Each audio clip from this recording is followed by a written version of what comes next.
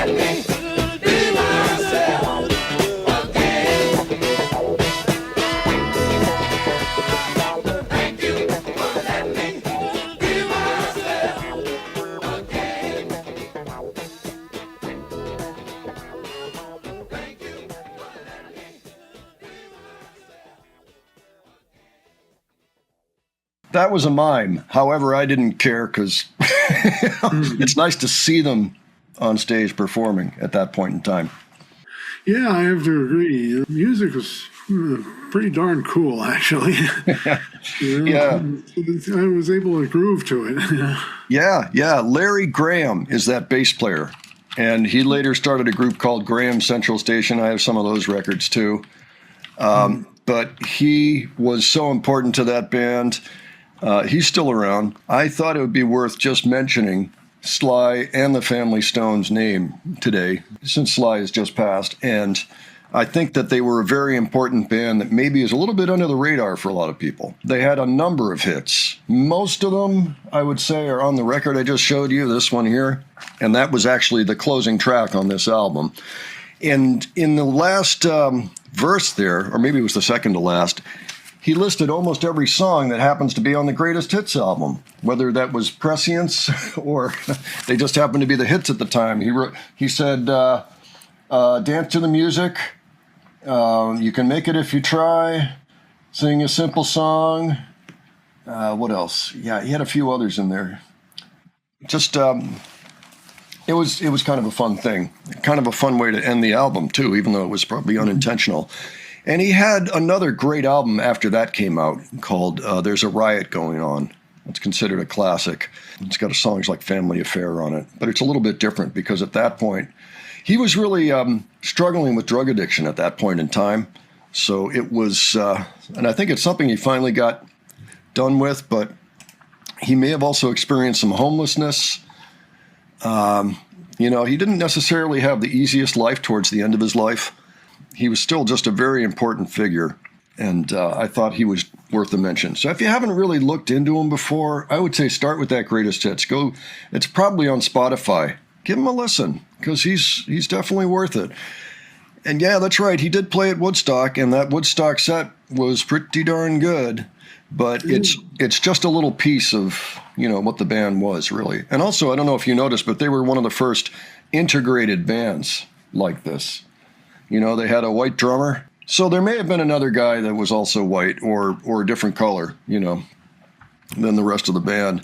But anyway, that was kind of revolutionary for the 60s, even before Martin Luther King was assassinated, just that whole time period where it was a little dangerous. It might have also limited your ability to tour certain parts of the country. But that particular song is great, but they've got lots more. Dive into him if you haven't before. It's definitely worth remembering him and the work that he did. So with that, we'll just say condolences to all who knew him. We'll be listening to him. I'm going to put that record on right after we're done today. I could turn on Woodstock and watch that thing. If I recall correctly, they got a good jam out of that song, too. Yeah, that's a band that could jam, for sure. Yeah, they had some great stuff going on in that group. So, okay. So with that, since we hadn't really intended to cover Sly today, I just happened to see the news as we were starting. I think we're going to leave it there. Maybe we'll come back with a more thorough tribute some other time. But for now, why don't you let us know what you thought of this, and if you've ever seen that clip before. Let us know your favorite Sly song if you had one. And if you ever saw him live, let us know about that. If you have other suggestions, leave those below. And if you enjoyed this video, please give it a like. And if you enjoyed our presentation, please subscribe. All right, thanks so much for joining us, and we'll catch you on the next one. All right, take care, folks. See you all later.